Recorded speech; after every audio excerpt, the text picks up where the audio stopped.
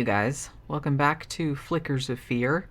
Now, as should be apparent from some of my other videos, other movies that I've covered on this series, I'm a pretty big fan of kind of slow burn psychological horror. So when I started hearing that this particular movie, which actually ended up, I think it premiered at Sundance like last January of 2022 and kind of had a little bit of buzz surrounding it.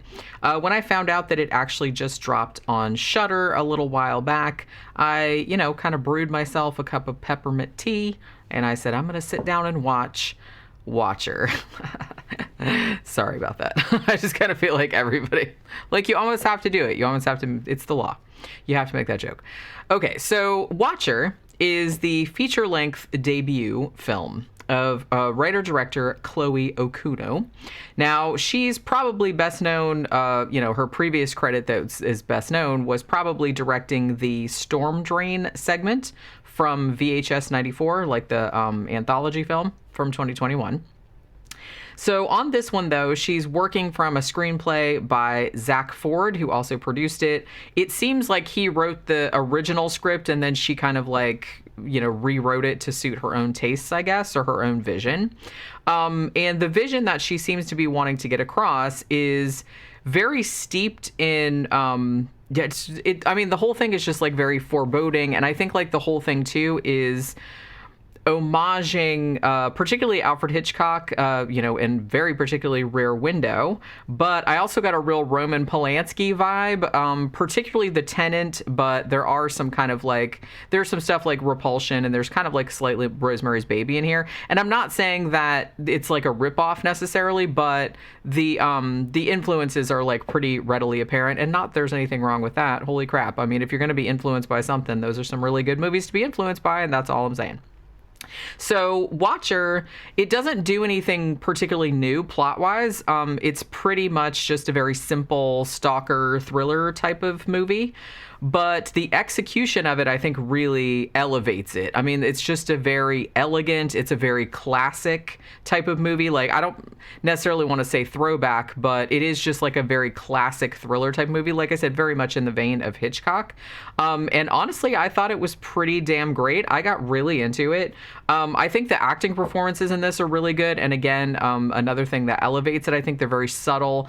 And I think that really helps with the narrative a lot. The cinematography, I can't remember the cinematographer's name. I apologize for that, but I think he's Dutch. And the way he shoots everything, it's just he gives everything this real unsettling vibe, but he's not real overt or showy about it. And I think it worked really well.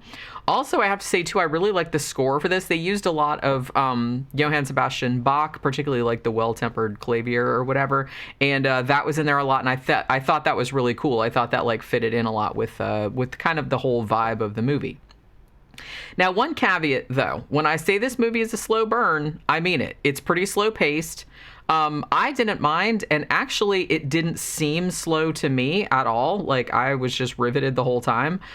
Because really, I mean, from my perspective at least, every interaction in this, every event, every conversation, no matter how innocuous it seemed on the surface, was just kind of laden with real ominous overtones. But one criticism that I saw, most people seem to really like this movie. It has 88% positive or something like that. But from some of the people that commented on Shudder and commented elsewhere, the main criticism I saw mostly, other than, oh, we've seen it's just a thriller like the other ones, but mostly people were oh, it's too slow, it's too boring, and they couldn't sit through it. Now, I really don't agree. I did not find it boring in the slightest, but I'm just giving you a heads up right here if you're not real into kind of slow burn and more psychological horror, because things happen, but there's not any really big kind of gore or violence or anything like that until the end, you know what I mean? So if that's going to bother you, then maybe give it a pass, but I really, really liked it a lot. So in the lead, we have horror darling Maika Monroe, obviously best known for It Follows. That was kind of her breakout role from 2014. She's been in a couple things since then, but I think that's probably what most horror fans know her from. And I think that it seems the horror community were very excited about this movie, particularly because she was going to be in it, because I think this is the first horror movies that she's done since then. So she's in this. She plays a character named Julia. And she's a young former actress who is married to this kind of big shot marketing executive named Francis. Now, this guy is played by Carl Glusman, and I was like, holy crap, that Glusman, I'm not really sure how to pronounce his last name. I apologize again, because I hate getting people's name wrong, but you know what I mean. And I was like, man, I've seen that dude before. He's been in a lot of stuff. I think he was in some Gaspar Noé movies. But I think I recognize him from The Neon Demon, because I saw that not too long ago. So Francis, the husband, he's recently received a promotion, and he and Julia end up moving to Bucharest, Romania, from New York City. So Francis's mom was Romanian, and he's fluent in the language, but Julia doesn't speak a word of it. It's kind of implied. They don't really go a lot into Julia's past or her history. Like, a lot of it's just very, like I said, very subdued, very subtle. Like, a lot of it is kind of implication, or you're kind of left to fill in your own blanks. I kind of got the impression that Julia was kind of like at a point where she was very adrift in her life. Like, she says at one point that she's like, they're like, oh, you used to be an actor. And she's like, yeah, I realized it wasn't for me. But she really kind of seems unsure of what exactly she's going to do now. And like moving to Bucharest to support her husband, like his big job and everything like that, it sort of seemed like, well, that's the thing to do, because I don't really have anything else in particular going on. And I can't really, it's not really what I wanted, but this might as well do this as do anything else. That's kind of like, maybe I'm reading too much into it, but that's kind of like the impression of her character that I got. So the couple rents this really nice apartment, and Francis proceeds to, work very long hours because, like I said, they gave him this big promotion, and he's, I guess, like trying to justify the company's faith in him. And so to that end, too, not only does he work long hours during the day, but like at night, he's always kind of schmoozing with clients, like trying to get new stuff, like taking them to cocktail parties and dinner and blah, blah, blah. You know how that kind of thing goes. So he basically is leaving Julia alone much of the time. Now, she is trying to learn Romanian. She's got like the language app on her phone, and we see her like trying to learn it. But there's still like a really huge like language barrier.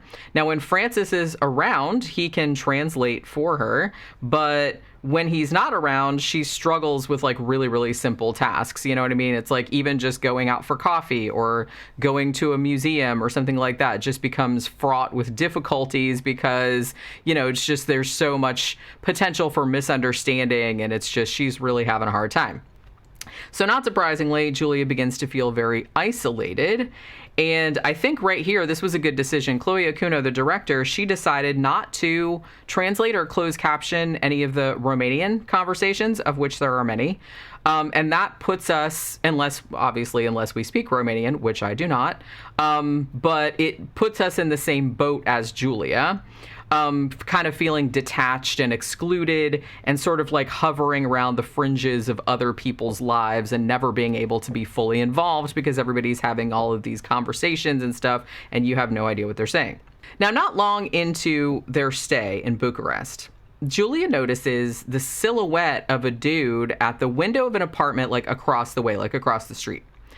Now, he seems to be sitting there every night, staring into her window, though she can't really tell exactly what he's looking at because he's always in shadow. So it's like, is he looking at the window or is he just kind of sitting there? Like you can't really tell. It's very, very creepy. But his sort of pervasive presence, it seems like every evening, like she kind of opens the curtains and there he is. He's just kind of sitting there like the shadow, and she's like, what the fuck?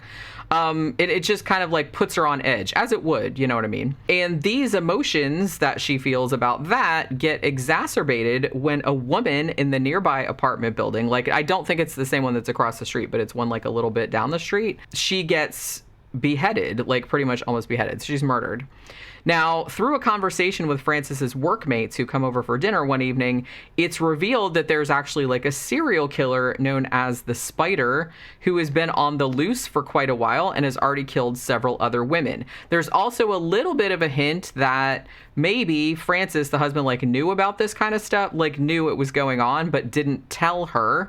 And she didn't know because she didn't speak Romanian. So she's like watching the news and being like, well, what are they saying? And he seems like reluctant to tell her. So he's almost kind of like infantilizing her a little bit, I want to say. There is kind of like, and I think she actually accuses him of that very thing, like at some point in the movie. So he's like trying to keep her, maybe kind of trying to protect her a little bit, but it's a little bit like paternalistic, you know what I mean? It's a little bit like condescending. So yeah, so there's a serial killer running around and he didn't want her to know. And like he's apparently like getting closer because it just happened like a few buildings away, and they actually they don't see the body or anything like that, but they see when they're out walking one night, they see like the ambulance, and then like they see the guy in there that found the body, and like there's all this stuff, and so then they find out later like what happened. So as I said, her husband's working all the time. She's kind of like at loose ends. She doesn't really know what to do. She doesn't know anybody. So she kind of just starts wandering a little bit aimlessly, like around the city. She's trying to kind of familiarize herself with the place and like trying to practice her Romanian a little bit. Like I said, going to coffee shops and stuff. But while she's doing that, she starts getting the very distinct feeling that she's being followed. Now, at first, she isn't sure if maybe she's just imagining it. I mean, she's been under a lot of stress. She just moved to another country, and, there's culture shock. She doesn't speak the language. She's feeling very lonely. And, their whole thing about the serial killer, I mean, yeah, that's a concern, too. So she's kind of like, well, maybe I'm just being paranoid. So this one particular day, she's kind of like feeling like there's somebody kind of behind her, but so she ducks into like a movie theater and she's going to like hang out in there for a little while. And then she starts kind of turning like surreptitiously, like checking out the other patrons or whatever. But then this dude comes and like sits like directly behind her. Which fucking, god damn it, I fucking hate that. Like, even though like the theater is almost empty, there's only maybe like 4 or 5 other people in there. Don't you fucking hate that? Like when you're at the movies and it's like the whole theater's empty and then some motherfucker just like has to sit in the same row as you or like just in front of you or right behind. Just like, fuck off. Like whole theater, just get the fuck away from me. I hate when people do that. So I really kind of like felt it when, this creepy dude like sits and you can't really see him because it's kind of like, he's kind of blurry. And then he kind of like goes behind her and she's just like, oh shit, I don't like that. And I don't blame her one bit. So she actually kind of panics and is like, fuck this. And she runs out. Now she goes into a grocery store next. And she's pretty certain that the same dude that was behind her, she didn't see his face. Like she just saw his shoes. So she's pretty sure that the same guy like followed her to the grocery store and is kind of like peering at her like around the aisles and stuff like while she's trying to shop and shit. So she like flips out.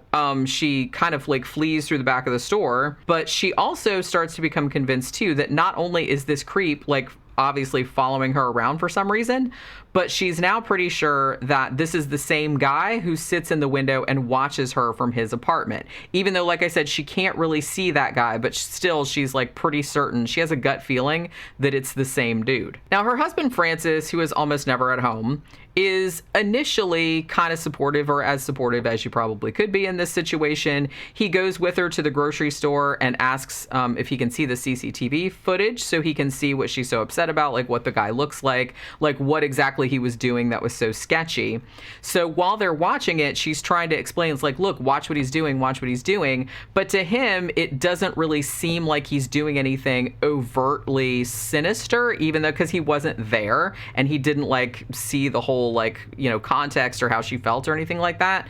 So he's kind of like looking at her, and you can tell like by the look in his face that he's really starting to doubt her, that he's kind of starting to think, hey, maybe she's making something out of nothing because she's under so much stress. Now, eventually she does actually end up meeting a friend who's this really nice girl, this really nice woman who lives next door named Irina, who is, she's her neighbor, and she lives alone. She had a boyfriend, but she got rid of him and shit like that. And she's also like a dancer in a club, like a stripper or whatever. So she befriends her. So one evening, she's kind of over there at Irina's apartment. They're kind of like, drinking some wine and having some girl time. And so she gets a little bit tipsy, and she comes home to her own apartment, and she sees the dude watching from the window again. Now, she's kind of, like I said, a little bit inebriated and has like a little bit of that Dutch courage going on, or whatever it is they call it. And she's also kind of been bolstered a little bit by Irina's sort of like, yeah, fuck him kind of attitude, like toward her ex-boyfriend in particular. And she's a lot more confident and a lot more assertive. And I think so Julia is just kind of like, kind of bolstered up by that, like I said. So she decides, okay, I'm gonna see for sure if this dude is actually like looking at me, or if he's just looking at something else and I'm just being crazy. So she like raises her hand like she's waving at him, right? So then like nothing happens at first, and she's just like, oh, so that's me. I was just being silly and paranoid and stuff like that. But then like After a little bit, the dude raises his hand, like waving back. So she flips out because she knows for sure now that this dude is just sitting there looking at her, which, like I said, that's not fucking illegal, but it is really, really fucking creepy. And yeah, I would be wigging out as well. So she flips out and she convinces Francis to call the police. So from that point forward, it's pretty much a classic gaslighting scenario. Julia is pretty adamant that this guy has nefarious intentions. He's like creepy as fuck. But Francis and the police and everybody else that she tells about it, other than Irina, who seems to be like more understanding, obviously, because she's a stripper and she's a woman and she's been through the same shit too. So she's just kind of like, yeah, if you think something's sketchy, probably something sketchy. But Francis and the cops just think she's blowing everything out of proportion. You know, she's just being hysterical. And they point out the man hasn't actually done anything to you. And it could just be that he lives in the neighborhood and he just happened to be in the grocery store. He just happened to be in the movie theater. You're just imagining that he's like stalking you and stuff like that. He hasn't done anything like that he can be charged for or that looks all that suspicious to them. And they point out, Julia's been under a lot of stress lately. Like I said, she's, so she's maybe not in the best frame of mind. Also, she's in a different culture. Maybe she's misreading some signals. Maybe she just doesn't understand, like, the way the guy is reacting. Maybe that's normal in this culture and she doesn't get it because she's American or something like that. So Julia, who is very frustrated, as you would be, by this kind of like, by the dudes like blowing her off, she's like, well, I'm going to follow the dude myself just to make sure. She wants to make sure that, am I correct that this dude that was following me around in the grocery store in the movie theater, is this the same guy that sits in the window and like watches me all the time? Because she feels like it's the same guy, but she wants to be absolutely sure that it is. So she kind of like starts to, I don't know if I'd say she goes on her investigation, but she does kind of like casually like start to sort of follow him around.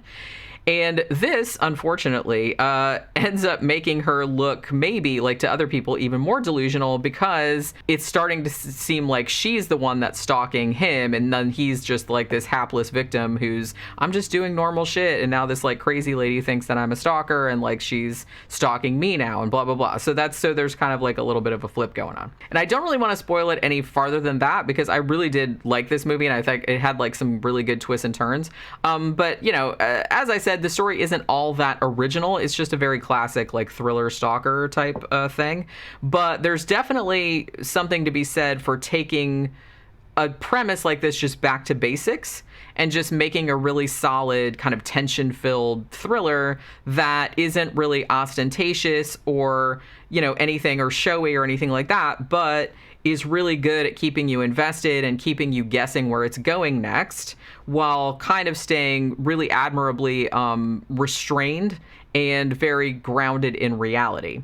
I mean, the direction, like Chloe Okuno's direction of this is very assured. And I like that they align your perspective, like the viewer's perspective with Julia's, like right away. So all the way through, you're really sympathizing with her. You're feeling her anguish, her self-doubt, and also kind of her building resentment at not being believed or not having her concerns taken seriously. It's just kind of like, I mean, like most women, like 99% of women, I feel like, I've been in the same position as Julia many times. You're pretty sure like a strange dude is up to something sketchy and possibly potentially dangerous. But then like when you try to tell someone else about it, it sounds kind of lame. And it's like, oh, maybe it was nothing to worry about. Maybe I'm just overreacting. I'm overthinking things, blah, blah, blah. You just don't trust your instincts. And that's something that a lot of women deal with. It's really, really not a good feeling. And this movie really nailed what that's like. And it also has like the added alienation factor of also being in an unfamiliar country where you don't know anyone and you don't speak the language. So it's hard to get help and people are having conversations about you maybe, and you don't really like know what they're talking about. I mean, maybe. So the thing about it, maybe, because I was reading one review that said maybe this movie hits different, like if you're a woman, and probably it does. I'm not saying that a man can't enjoy it, obviously, because I just think it's a good movie across the board, but I think maybe if you're a woman, you would get more out of it. I don't know, maybe I'm just like talking out my ass, I'm not entirely sure, but a lot of what she went through, like the struggles that she had, like to get believed and all that kind of stuff, like really resonated with me. And actually one and this is kind of like a smaller thing, but it's sort of like a microcosm of like the bigger thing. It happens in the movie a couple of times, and it almost made me feel like crying because it was just kind of like, it was just, I could feel the frustration, and I've been in like similar situations myself. There was a couple of scenes where Francis and his colleagues, like they're at work functions, or like, some of his colleagues like come over for dinner or whatever, and they sort of like insist on speaking Romanian in front of her most of the time, even though they can all speak English. And it almost seems as though they're deliberately trying to isolate her further. And maybe they're not doing it like to be mean, but the fact that they're so thoughtless about it, and it's like, that she's just sitting there excluded looking at him going, gee, sure do wish that I knew what you motherfuckers were saying. You know what I mean? It just seemed really rude. And, because I hate that. I hate when like people who, and that they can speak English. All of them can speak English like perfect. And the fact that they're sitting there talking in Romanian and then like laughing and stuff, and she's just sitting there going, wow, wish somebody would clue me in. And so to me, that seemed like really rude, and it was like really, really frustrating. And then later on in the movie, like they do it at first and it seems kind of innocuous. Well, not necessarily innocuous, because they're talking about the serial killer, and it's almost kind of like they don't want her to know about it. So they're trying to kind of keep it from her. Like I said, almost trying to protect her like she's a child.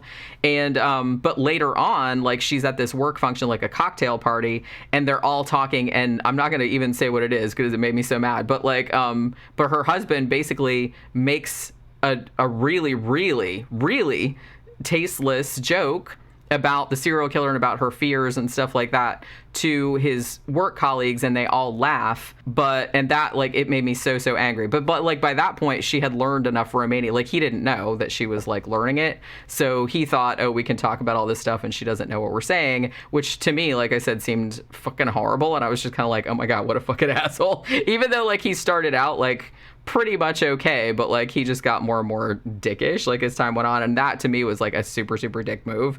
And I was just kind of like, oh my god, I was just like fucking want to shoot that dude in the face if he did that. That's awful. But like the joke that he made, it was like, it was fucked up. So I think what upset me the most about that is the betrayal of it. I mean, she came over here for him, and it's like, here's this person, he's supposed to be like supporting you and have your back and stuff like that. And like I said, she kind of gave up. I mean, maybe she didn't have anything going on, but she did kind of like move to another fucking country where she didn't know anybody and speak the language just for his job. And the fact that he would just like make fun of her like for like a cheap laugh was just like really shitty. But yeah, he just seems like he's trying to sideline her and her anxieties like all the time because he just doesn't want to deal with it. And yeah, I think that really kind of like that made the movie like a lot more like scary to me, I guess. Like that kind of stuff is very scary to me. So in short, too late probably, but if you have Shudder, this might be on other streaming services as well, but I watched it on Shudder. It's been on there for a month or two, I think, right now. And if you're just in the mood for a very classic, no frills, Hitchcock style thriller, Watcher is pretty dependably entertaining. It's very controlled, it's very restrained. And as I said, it doesn't really have a lot of violence or shocks until the end. But it's actually like a really, really great buildup of dread like throughout the whole movie. And it's not super long. Like it's, like I said, it's slowly paced, but I think it's a good buildup. It's only about 90 minutes. And I think like Maika Monroe really sells this kind of like heightening unease of the narrative, like as it's going on. And I like her performance because it's very, very low key. Like, because you can tell, and maybe this is, again, my interpretation, but you can tell that she's really trying not to get hysterical or emotional or anything like that because she wants to be believed. So she's trying to make herself seem as stoic and rational as possible, but you can tell that she's just like simmering underneath because she's like freaking out. But she keeps everything very, very low key, and I think that was like a really good choice. I really, really like her in this. I think she's like fantastic. And honestly, I mean, this is really her movie. You know what I mean? She's in pretty much every scene. Like, yeah, there are other characters, but she's kind of the main focus of the whole thing, and I think she did like a really great job. So honestly, I think this is one of the better thrillers I've seen in a long while. And I have to say too that I'm looking forward to Chloe Okuno's next project, which I think was initially going to be on Netflix, and I don't think Netflix is going to do it, but I think somebody else has bought it now. I think it's going to be based on the true case of that serial killer, Rodney Alcala, the dating game killer. I think she's making a movie based on that, or at least based on the woman that chose him on the dating game. So I was just kind of like, oh, I'm there for that. That sounds awesome. But yeah, if you've seen it, let me know what you thought about it in the comments. And that will do it for this Flickers of Fear. I will see you guys again on the next one. Bye.